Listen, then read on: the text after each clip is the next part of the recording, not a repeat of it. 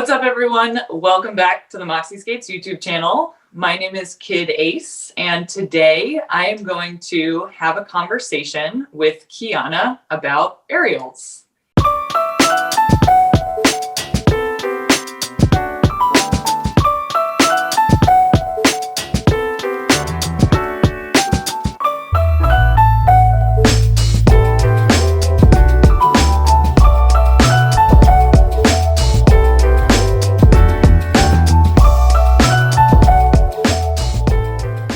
Kiana is one of the first people that I saw do an aerial or a no-handed cartwheel in the transition at a skate park. So I'm really excited to talk to Kiana. I wanted to share some questions that I get asked about how to do aerials, and I'd also like to give everyone the opportunity to hear from Kiana about how they got started doing aerials as well. One of the most frequent questions that I get asked about the aerial is, do you have to be able to do it off skates to be able to do it on skates? And my answer to that is definitely no. This is a trick that I definitely cannot do unless I have my roller skates on and I'm doing it in a transition.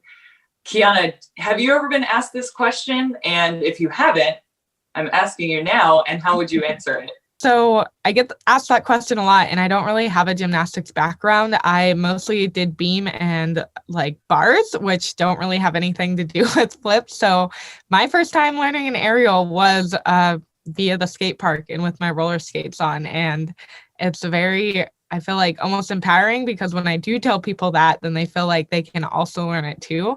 So it's kind of cool that you don't need to know how to do these things before doing them in the skate park. Totally. Yeah, well, that's good to know. I don't think I knew that about you either. So that's nice to know that neither of us could do this on shoes if we were asked to. So one of the other questions that I get asked about a lot is about technique and how to do the aerial. And I noticed that Kiana has kind of a different body position than I do when I do my aerial. And when I first started practicing, I really tried to do it just like you did it, kind of being open and to the side. But what I found that worked for me was actually doing more of a forward dive and then taking the rotation through my hips to make the landing. So what is your technique approach for this skill? Yeah, so when I learned this trick, I basically went from a cartwheel to a one-handed cartwheel to then just taking my hands away. And when you're doing a cartwheel, that keeps you in kind of like that starfish. I like to explain it by being a starfish, right? You're just like out with all your limbs, and that basically just rotates you in a full circle in that stance. So I have really utilized that stance more because of the way that I've learned it, versus I would love to talk to you about how you learned it specifically, but since our approaches are different, I'm sure that plays a part in why our body positions are different too. Yeah, for sure. So I remember when I first started practicing this skill, it was definitely the same buildup. I first practiced with two hands in the transition, then I took one hand off, and it was just like every time I tried to do it with the starfish position, I just like couldn't keep myself from putting that hand down. So I saw some other people doing it on the floor. So like not roller skaters, but like parkour people. And what I noticed they were doing was going at it like a front flip. So just kind of diving forward. And then once they were airborne, they made that rotation with the hips to find the landing, which kind of, I think, lends itself more to like the round off style of like getting around yourself. But that's just how I've been able to figure out how to do it. I wanted to ask you, when you were learning this and you were going through those steps of two hands down, then one hand down, what was like the breaking point to be able to like not put that hand down? Yeah, so to not put my hand down, I literally had to like wrap my arms around me. So my very first clips of me successfully doing the aerial were that my hands were like this. I think my very first clip, I had my hands a little close, so they were like crossed here. But then to keep doing that, I had to do it here. And it was actually pretty funny because it almost looked like you're like that genie emoji because you have like your hands crossed, right? And you're like in the air.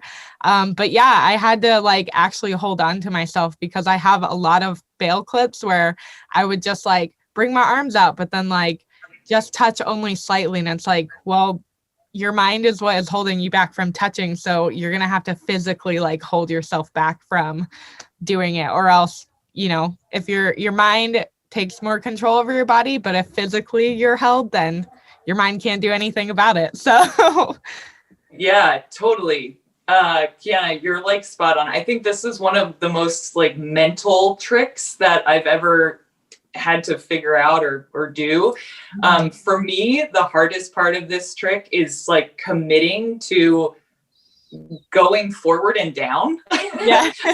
To me, that's really, really terrifying. What is the kind of the scariest or the most challenging part about this trick for you? Yeah, honestly, any type of flipping tricks, I just get really nervous about hitting my head. Even if I'm obviously wearing a helmet, I get nervous about going backwards. So when I was first learning the trick, I would throw my like shoulders forward so that when I'd land, I would make sure that if I were to fall, it'd be on my knees. So that's probably the scariest thing is just over rotating. I've done it doing a cartwheel before and I just flipped so fast I hit my head. So that's probably just the scariest thing with the aerial. It's like, I don't want to go too far back. I'd rather just land on my knees. Yeah, totally. I definitely like I'm in the same boat. The headpiece is always something for me. So wearing a helmet for split tricks, I definitely recommend. I know that you must also get a ton of questions about this trick. So I wanted to just ask you, what's one of the questions that you get asked the most frequently about this trick and how do you answer it? Yeah, so I normally get asked most how to not touch your hand when you're doing the trick. And we kind of, you know, glazed over that a little bit with like the fact that I had to physically restrain myself so that my mind wouldn't take over. But I normally will tell people to like grab onto their shoulder, like their elbows to grab onto their shirt, or I'll just tell them to like constantly think over and over, don't touch. Because that's another thing. If your mind's telling you like psych, I'm gonna touch because I'm nervous about falling, then you have to train your mind to also be like, don't touch, don't touch, don't touch, and just say that over and over, and that'll also help. And you know, it really is just the person. Like I can't be there to like restrain your arms, so it is tough telling someone that advice and then being like, you're kind of on your own. You know, but it's always so satisfying and cool to see like the person's progressions. Because not just people asking us questions, but like it's someone reaching out in general in the skate community. So getting to also see that person accomplish like the fact that they didn't touch is something really cool that I wouldn't have gotten if they hadn't reached out. So Yeah, totally. But what questions do you get asked? Do you get asked that question at all?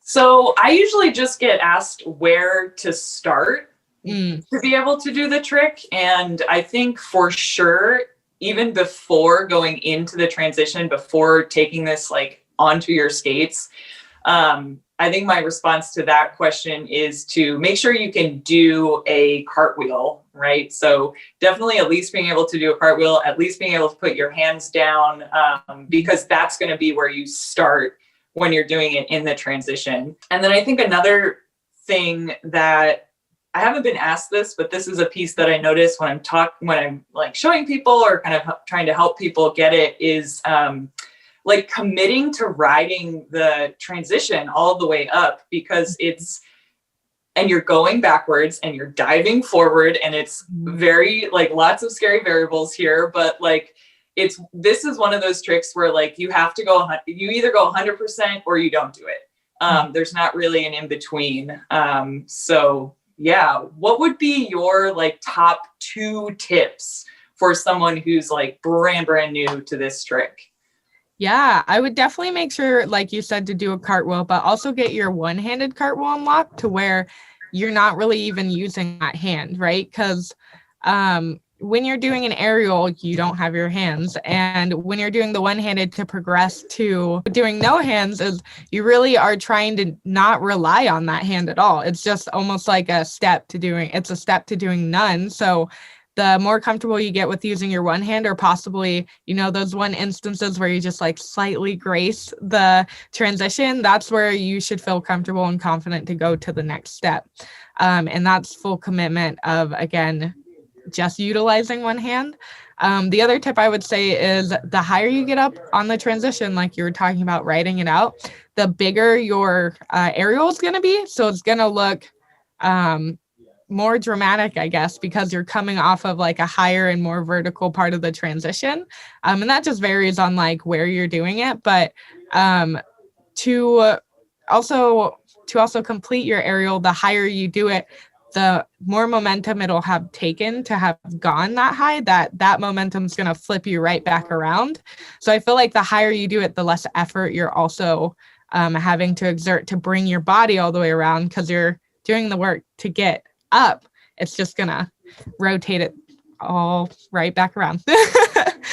Yeah, totally. So that last piece you mentioned about how, like, when you ride it up, like you do less work, like the more you ride it up, the less work you have to do. I think that's probably one of my favorite feelings that I get from doing this trick. What's your favorite feeling? Like, what do you love about this trick? Yeah, I just love, so I mean, I haven't been diagnosed with anything, but I definitely have hit my head a couple of times to where like I get really dizzy super easily. So it's a happy thing to worry. It's not a sad thing. To where like I don't do a lot of spinny tricks, or like I don't ever really want to do a Miller flip, a backflip, like those type of tricks, because they actually make my head spin. And with the aerial, it's so like smooth and fast, and I feel like my body's in a position that isn't moving too much, that my brain can kind of handle doing the trick. So I just love the fact that I'm able to flip and like do this fun, fast, spinny trick without like any repercussions. And it's like super fun to like whip that out, because people normally think you're doing a cartwheel, but then you don't use your hands. They either think you did it on accident or you did it on purpose, and either way it's cool. So it's just a fun one to do randomly. And the fact that, knowing you can do it without doing an aerial on the ground is just super accomplishing. So Yeah, how do you feel about it? My favorite thing about the aerial trick is definitely just like that feeling of weightlessness and that feeling of flying. I think that's what kind of draws me to a lot of the flip tricks in roller skating. And this trick just happens to be like, yeah, like you said, it actually is really accessible if you like put your mind to it. I remember when I first saw you do it, and I was like, that looks impossible, and I can't do it on my shoes, and like, how do you even start this? And then like I just like really focused on trying to figure it out, and it was like the one thing that I did every time I went to the skate park. And yeah, I mean, with enough practice, you can figure it out. So I think that's also really fun. A fun thing about this trick is, yeah, like you can hit it. You can make it happen. It's almost like, what I like to think about is people who, what is that tool called where you put the pencil in the middle? It's like a protractor or something, and you like do the circle. That's what I envision people like me or anyone else doing it, right? Because your head's like right in the same center, and then your body's just whoop, like making that full circle around. It's so fun. Yeah, and that leads me to this question that I have for you, which is where are you looking when you're doing this trick? Yeah, so it's actually funny because I do a cartwheel almost in a switch way. So my lead foot is right and forward when I go forward, and then right when I go backward. And technically your hip when it's backwards is more open when you're going fakie, but I actually look left over my shoulder when I'm doing a cartwheel. So when I'm doing that, I'm looking over my shoulder and I'm looking more towards just at the transition. I don't have a pinpointed spot, but it's like it's basically the spot where my head is like leveled with the transition. That's kind of where I'm looking. And then when I do the flip, it kind of is a blur from there, honestly. And then you just see the floor. And then that's kind of when you're like, okay, skates to the floor, let's land.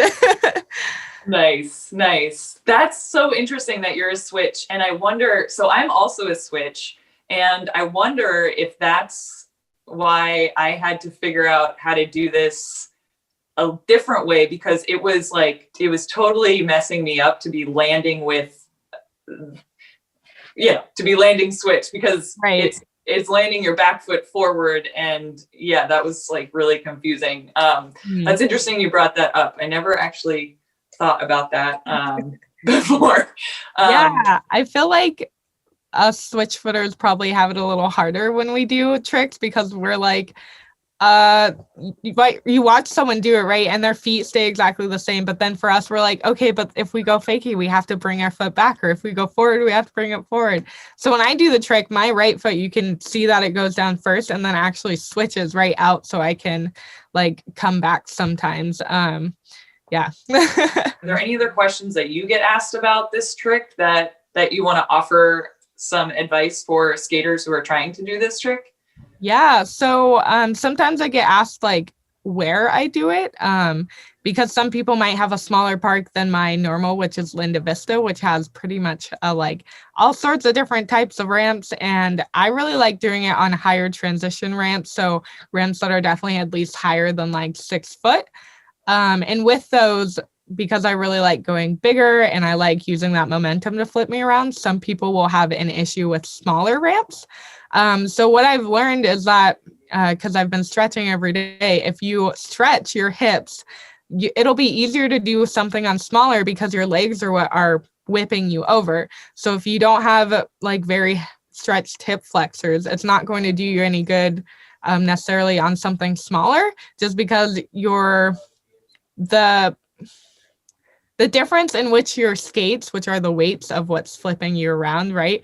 If they're too close together, that momentum not necessarily being shot in like a balanced way. And tell me if you understand this, because so like, for example, when I noticed I would do them, I would have to rely on momentum so much because my legs were like closer together. So we'd come off closer. But if your legs are more spread apart, you're able to allow one of those skates to come over already, to where another skate will flip itself over. Does that kind of make sense? Yeah, totally. So, like you leverage yourself. Exactly. So if you're doing it on like a smaller one, you're going to have to be doing a lot more. You're going to have to go faster and push yourself more if you're, if you're not that flexible, I guess. For example, like Octane Jane, OJ, I see that she does it a lot on smaller ramps, and she's super flexible. So when I see her do it, her legs are farther apart. And then when I do it, because I wasn't as flexible, it was harder for me because of that reason. So that's something that could just help in general, is just honestly stretching. Your hip flexors are going to thank you for that one. But then if you can find like a taller transition or quarter pipe, then that'll probably be easier to start off with as well. Yeah, I think I would definitely agree with that advice, that if you're starting this trick, like it might seem counterintuitive, but bigger is actually better. Mm-hmm. It's definitely, it's a lot of work on a mini ramp. Yeah. But yeah, are there any other questions that you get asked? I mostly just get asked like how you started it, like where to do it, how do you not touch your arms, and like, did you have a gymnastics background? So that's pretty much it. Yeah.